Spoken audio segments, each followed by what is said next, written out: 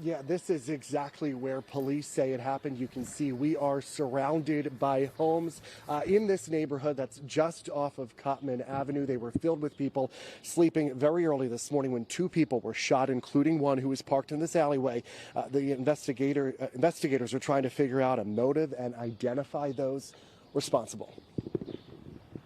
I heard 3 shots this morning, real loud. At least one of those gunshots Judy Ritchie heard just after 3 this morning came from this alley behind the 7200 block of Walker Street in Mayfair. Clearly, this is a home invasion shooting. Investigators tell us 2 men knocked on the rear door of a home, and when someone let them in, they shot a 49-year-old man several times in the legs and once in the hand. There was a second victim inside of a vehicle, a BMW sedan, in the driver's seat, and he was suffering from a gunshot wound to his chest. Police believe the man was killed as the shooters exited through the rear door, and just as he returned to the home he shares with the 49-year-old and several others. We're told they used a semi-automatic weapon in both incidents. To tell you the truth, the neighborhood went down.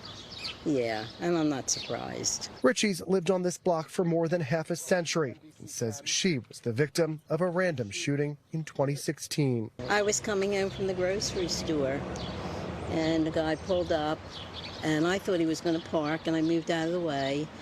And then he said, "Give me your handbag," and I said no. And then he put the gun right here. I saw the gun. Yeah, and I know what he looked like today, and I know what he was wearing.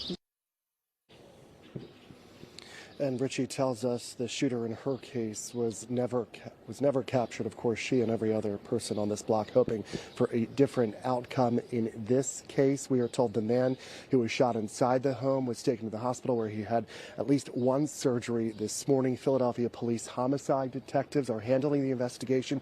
If you have any information, you are asked to contact police. Live in Mayfair, I'm Brian Sheehan, NBC 10 News.